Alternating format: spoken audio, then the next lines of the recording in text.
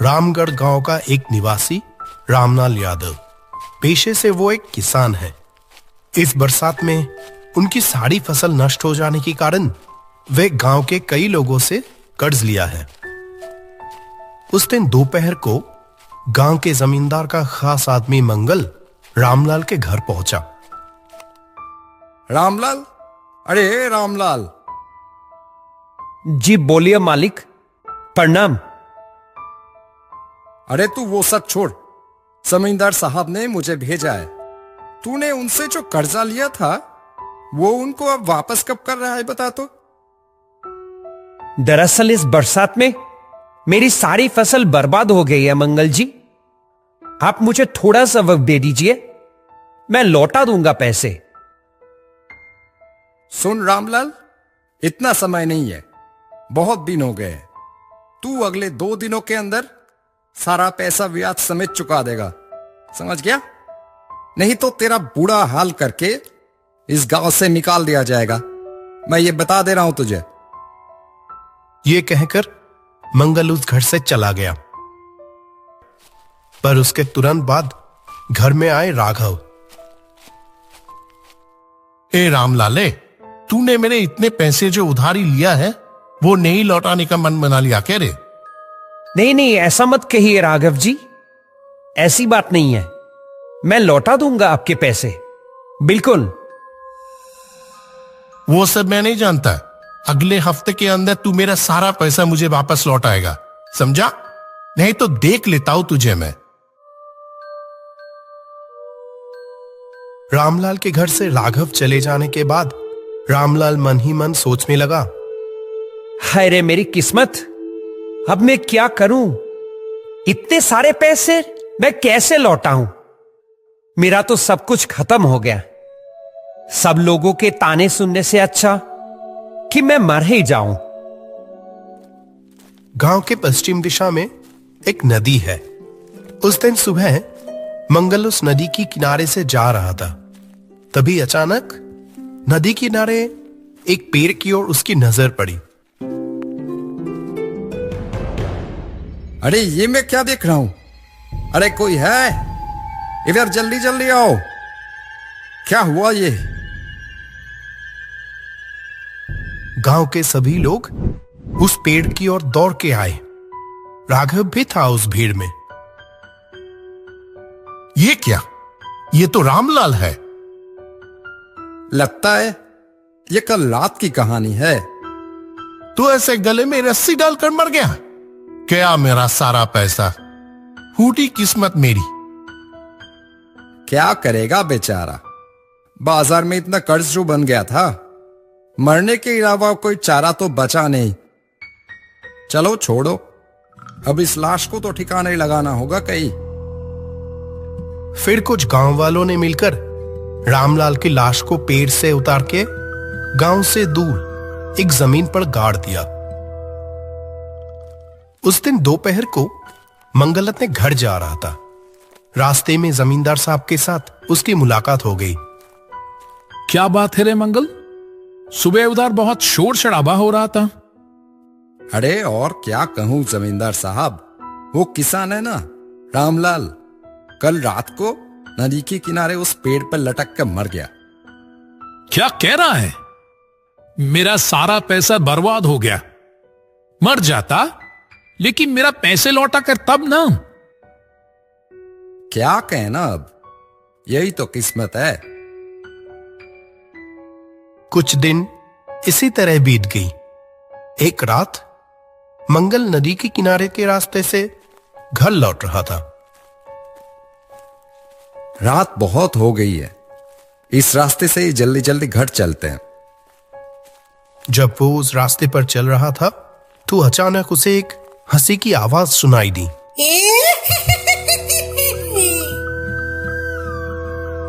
किसे की? हाँ, हंसने की आवाज आ रही है लगता है ना। इतनी रात को यहां कौन हंस रहा है?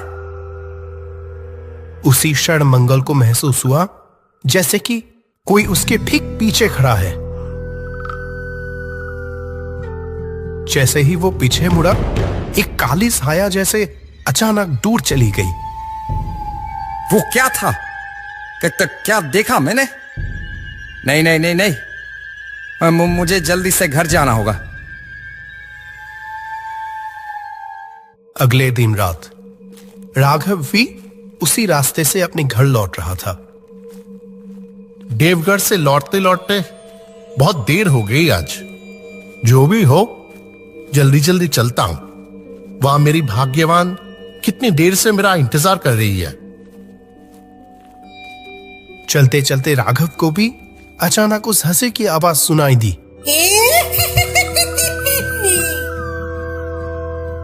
अरे कौन है? कौन हंस रहा है उधर? राघव ने ध्यान से चारों ओर देखा, पर आसपास कोई भी नहीं था।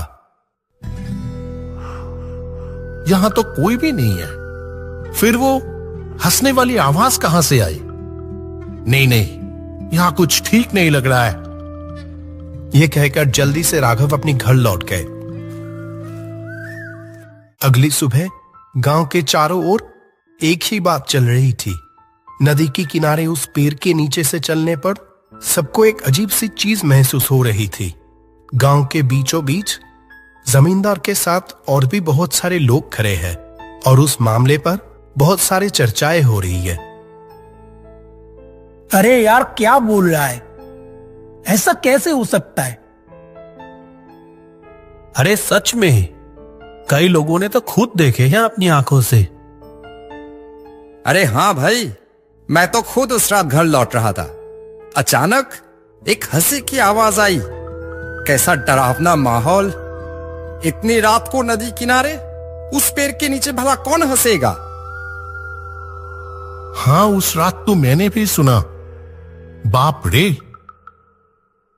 लगता ये रामलाल के भूत का काम है।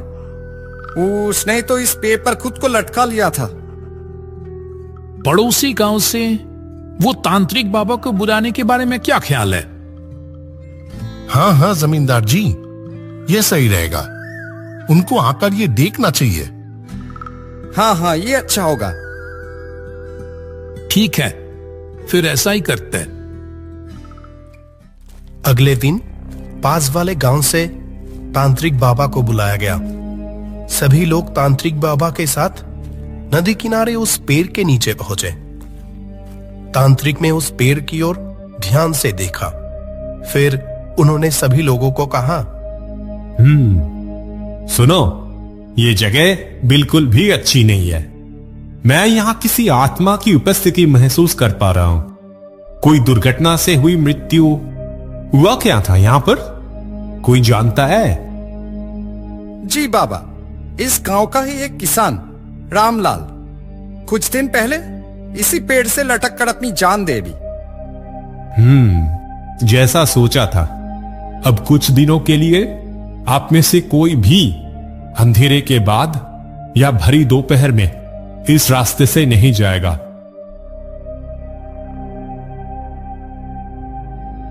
मैं मंत्र पढ़कर इस जूते को पेड़ से बांध दे रहा हूं। कोई भूल कर भी इस जूते को यहां से मत खोलना, नहीं तो अनर्थ हो जाएगा। ठीक है बाबा।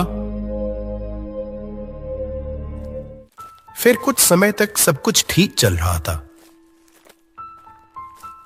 एक दिन अचानक गांव में एक चोर घुस आया। आज इस गांव से बहुत कुछ चुराया हूं, ये दूर के बाजारों में बेच दूंगा, फिर तो बहुत सारे पैसे। वो चोर चोरी का माल अपने थैले में रखकर नदी किनारे से भाग रहा था। तभी अचानक उसकी नजर वहां उस पेड़ पर पड़ी।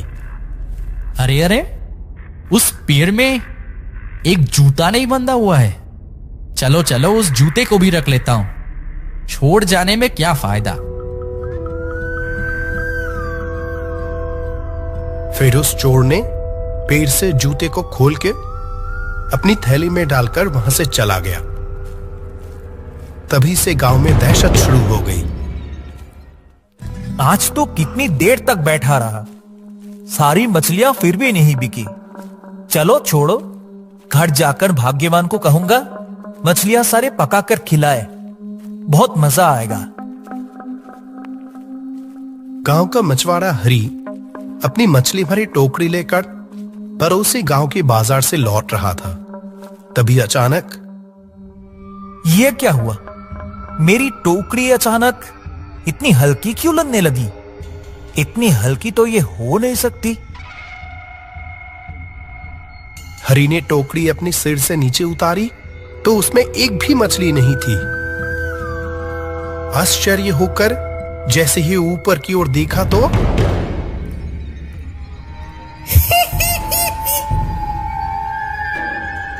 अरे बाप रे, बचाओ, कोई बचाओ मुझे!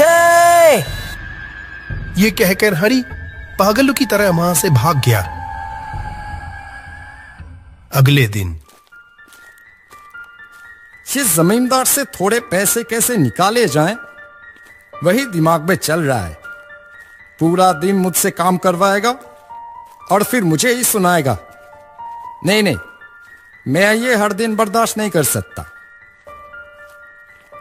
ठीक उसी समय जब वो उस पेड़ के पास पहुंचा, अचानक एक ठंडी सी हवा बह गई। ये क्या? अचानक कितनी ठंडी हवा!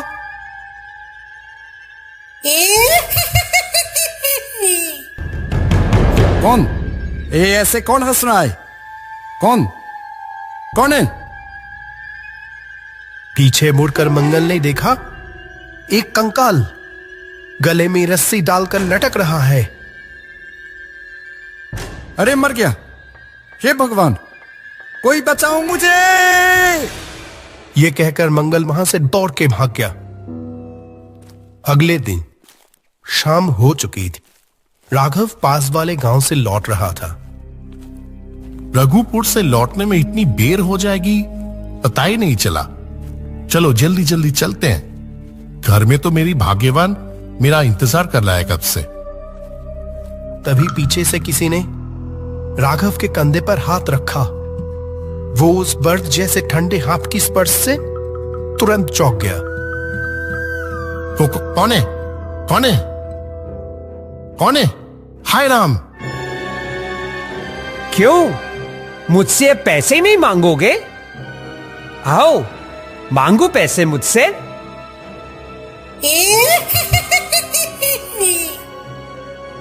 ए राम राम राम राम राम राम राम, मुझे नहीं चाहिए पैसे, मर गया रे!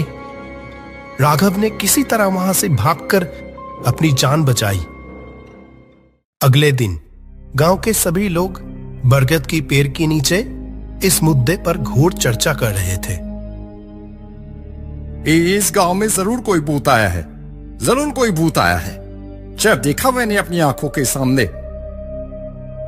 हाँ बिल्कुल, वरना कोई कैसे मेरी मछली भरी वो टोकरी इस तरीके से साफ कर दिया? अरे बाप रे बाप! हाँ हाँ, कल तो मैंने भी अपनी आंखों से देखा। कितना डरावना दृश्य था वो। मैं तो किसी तरह बच के निकला हूं बस। उस तांत्रिक बाबा को ही फिर से बुलाया जाए, अगर वो कुछ समाधान बता पाए। हाँ हाँ, ये सही रहेगा ये। हाँ हाँ। उस शाम पूरे गांव का कोई भी व्यक्ति उस रास्ते पर नहीं गया। अगले शाम सभी ने उस तांत्रिक को बुला लाया। तांत्रिक ने सब कुछ देखने के बाद कहा, इस पेड़ से वो जूते किसने खोला? मैंने तो चेतावनी दी थी आप लोगों को कि किसी भी कीमत पर वो बंधन ना खोले जाएं। हमने कुछ नहीं किया बाबा। इस गांव में कोई भी ऐसा कभी नहीं कर सकता। बे बाबा, हम में से किसी ने ऐसा नहीं किया। जैसे ही पेड़ से वो बंधन खोला गया, उस किसान की आत्मा पुनर्जागृत हो गई और ये इसी आपदा का परिणाम है। आप कुछ कीजिए तांत्रिक बाबा, कृपया कुछ कीजिए, बचाइए हमें। देखता हूं मैं क्या कर सकता हूं, आप लोग रुको। तब वो तांत्रिक उस पेड़ के सामने जाकर खड़ा हो गया। उसने एक मंत्र पढ़ते हुए पेड़ की ओर देखा और कहा, रामलाल, तू ये गांव छोड़कर चला जा। मैं इस गांव छोड़कर कहीं नहीं जाऊंगा। जाना तो तुझे पड़ेगा ही, वरना तुझे मुझसे कोई नहीं बचा सकता। मैं अच्छी तरह से कह रहा हूं, चला जा यहां से। मैं किसी भी कीमत पर नहीं जाऊंगा। रुक तू। ओम ह्रीं क्रीं चामुंडाय नमः।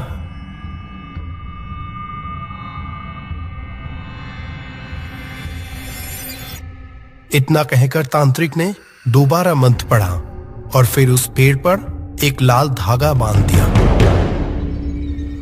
अरे जल गया। अरे खोल दो इसे। मैं जा रहा हूं। खोल दो। तू जा रहा है, ये हमें कैसे पता लगेगा? मैं इस पेड़ की एक टहनी तोड़कर जा रहा हूं। छोड़ दो मुझे, अब तो छोड़ दो। ठीक है, वैसा ही कर फिर।